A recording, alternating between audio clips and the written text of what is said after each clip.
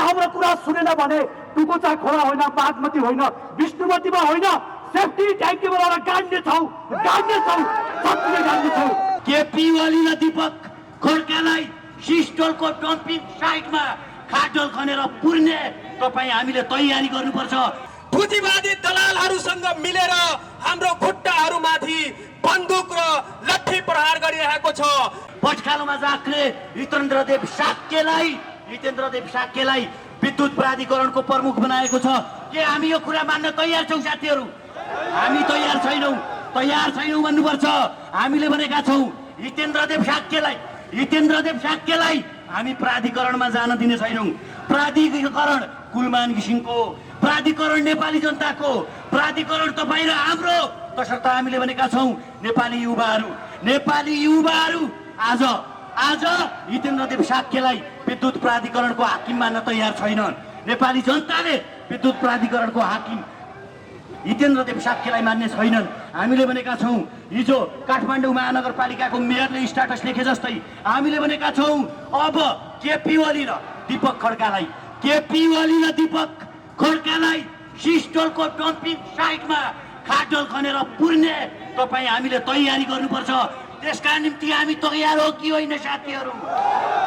त्यसका निम्ति हामीले तयार हुनुपर्छ। जसरी कुलमान घिसिङलाई बदनाम गराउने काम गराइएको छ, जनताको विरुद्धमा जाने कुचेष्टा गरेको छ खड्ग ओलीको सरकारले।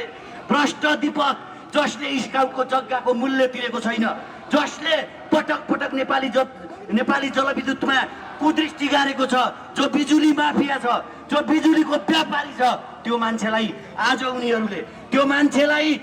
उनीहरूले ऊर्जा मन्त्री बनाएका छन्। र त्यो ऊर्जा मन्त्रीले जनताको जनजीविकाको सवाल उठाउने मान्छेलाई हटाएर आज 22 अर्ब रुपियाँ, आज बिजुलीको पैसा नतिर्ने उद्योगीहरूबाट 22 अर्ब रुपियाँ लिनका निम्ति, खानका निम्ति, जनतालाई लोड सेडिङमा पार्नका निम्ति मैनबत्ती व्यापारीहरू, इन्भर्टर व्यापारीहरू, त्यसै गरी जेनेरेटर व्यापारीहरूबाट कमिसन लिनका निम्ति केपी ओली र दीपक खड्काले गरेको निर्णय नेपाली जनताले मान्ने छैनन्।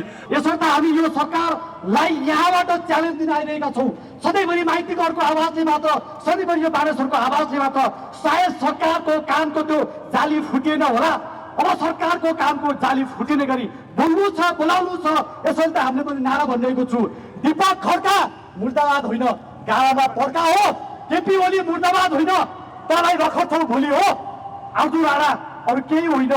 भोलि तिमी रखड्नुको निमित्त तयार हुनुपर्छ, खटाउनुको निमित्त, कट्नुको निमित्त यो डाँडा तयार हुनुपर्छ। हामीले भन्न अघि पनि नारा लगाइरहेका थियौँ। मैले सम्झन चाहन्छु हाम्रो कुलमान घिसिङज्यूलाई, जसले हामी अँध्यारो युगबाट जब हामी उड्थ्यौँ तब लाइन जान्थ्यौँ, जब हामी सुत्थ्यौँ तब लाइन आउँथ्यौँ। हामी लाइनमा चार्ज गर्नको निमित्त घन्टौँ लाइनमा बस्नु पर्थ्यो। त्यस्तो अवस्थाबाट, त्यस्तो आपतकालीन अवस्थाबाट आज हामी जतिखेर पनि जहाँ पनि बिजुलीको सर्वसुलभ उपलब्धता छ। यो कसको कारणले गर्दा भयो? एउटा व्यक्तिले चाहे भने जे पनि गर्न सक्दो रहेछ भन्ने एउटा अमूल्य अदम्य अति इतिहास रचेको व्यक्ति आज सरकारको आँखामा किन तगारो पर्यो? किनकि यो सरकारलाई भ्रष्टाचारी मात्र प्यारो लाग्छ, यो सरकारलाई अपराधी मात्र प्यारो लाग्छ, यो सरकारलाई कमिसन दिने मान्छे मात्र प्यारो लाग्छ। कुलमान घिसिङ अपवाद परे। यो सरकारलाई, दीपक खड्कालाई, केपी ओलीलाई न कमिसन दिन सके, न भ्रष्टाचारको लागि पर्साइ गर्न सके, न व्यापारीबाट उठेको पैसाको केही प्रतिशत ओलीलाई र खड्कालाई छुट्याउन सके। यसर्थ आज कुलमान घिसिङ जस्ता पात्र यो सरकारको विरोधी पात्र बने र हिजो रातारात निकालिए। म अनुरोध गरिरहेको छु, म नेपाली जनता सबैलाई, आज कुलमान घिसिङ हटाइएका छन्, चुपचाप नलाग्नु होला। भोलि बालेन हट्न सक्छन्, भोलि गोपी हमाल हट्न सक्छन्, भोलि हल्का साम्पाङ हट्न सक्छन्। अनि के यो देशमा राम्रा मान्छे जतासुकैबाट हट्ने बस्ने को?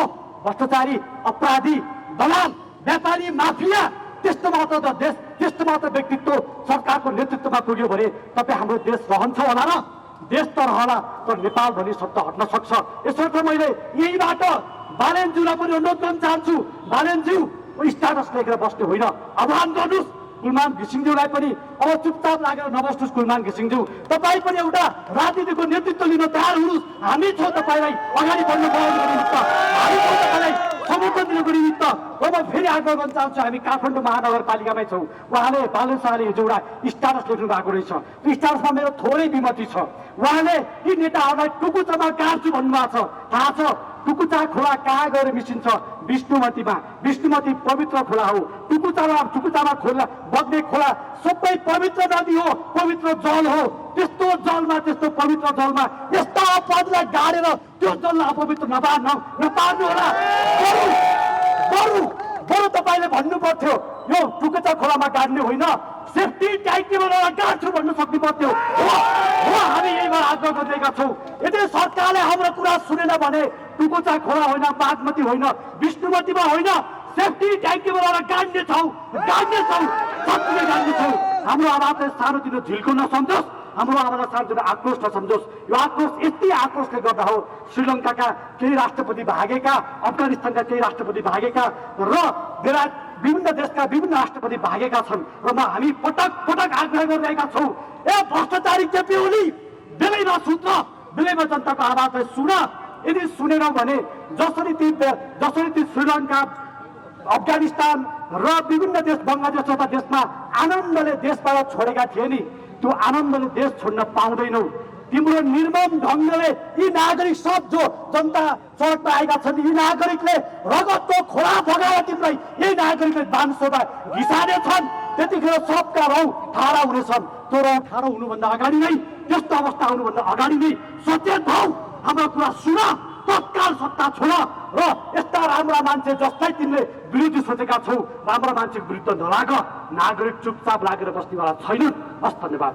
त्यसको विरुद्धमा हामी क्रान्तिकारी साथीहरू जाग्न आवश्यक छ। आदरणीय साथीहरू, आज कुलमान घिसिङलाई मात्र होइन, आज एउटा तमाङको छोरालाई मात्र होइन, यो पुँजीवादी दलालसँग मिलेको संसदीय व्यवस्थाको सरकारले पटक पटक मधेसीमाथि, पटक आदिवासीमाथि, पटक जनजातिमाथि, पटक राई र लिम्बूमाथि खुट्टा भाँच्ने प्रयास गरेको छ, लट्ठी प्रहार गर्ने प्रयास गरेको छ, तपाईको बन्दुक चलाउने प्रयास गरेको छ। आदरणीय साथीहरू, म अवगत गराउन चाहन्छु, केही दिन अगाडि तपाईको मेरै मधेसमा, हाम्रो मधेसमा एउटा सत्येन्द्र राममाथि गृह मन्त्रीको आदेशमा तपाईको जातीय छुवाछुतको कारणले, जातीय विभेदको कारणले गृह मन्त्रीले तपाईको सत्येन्द्र रामलाई तपाईको समातेर तपाईको जातीय छुवाछुतको प्रकाश देखाएको थियो।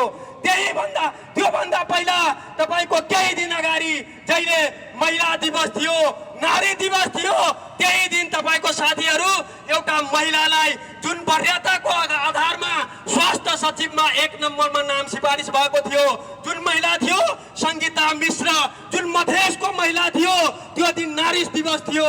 तर ती मधेसको महिला मधेसकै भएकै कारण, ती मधेसको महिला एउटा मधेसी भएकै कारण 1 नम्बरमा सिफारिस हुँदासम्म पनि स्वास्थ्य सचिवमा नियुक्ति हुन सकेन र त्यसलाई लात हानेर मन्त्रालयबाट बाहिर निकाल्यो। चिलिमे जलविद्युत आयोजना जस्तो आयोजना जसमा सम्पूर्ण पुँजी र प्रविधि र पुँजी नै नेपाली प्रयोग गरेर चिलिमे जलविद्युत आयोजना जस्तो आयोजना सफलतापूर्वक सम्पन्न गरेर विदेशी कम्पनी, विदेशी ठेकदारलाई पनि होइन एउटा ट्रेड दिन सफल भइसकेका, अब खबरदारी गर्न सफल भइसकेका व्यक्तित्वलाई जुन किसिमले पूर्वाग्रही ढङ्गले पटक स्पष्टीकरण सोध्ने काम गरेर हटाइयो। 6 पटकसम्म स्पष्टीकरण सोधेर हटाइयो र हटाएको पनि किन भन्दाखेरि सबैलाई स्पष्ट छ के त भन्दाखेरि त्यो ट्रङ्क एन्ड डेडिकेटेड लाइनको बक्यौता नतिर्नेहरूको कमिसनको खेलमा त्यो पनि कहिले भन्दा जम्मा झन्डै 4 महिना मात्रै कार्यकाल बाँकी हुँदाखेरि 4 महिना मात्रै कार्यकाल त कम्प्लिट हुन दिनुपर्छ नि। देशमा राम्रो काम गर्दै गरेका, राम्रो काम गर्नेलाई लखट्ने निकाल्ने यो सिलसिला कहिलेसम्म त? यसको लागि यो स्वतः स्फूर्त रूपमा आज यो कार्यक्रम, यो जुलुस कार्यक्रम भइरहेको छ।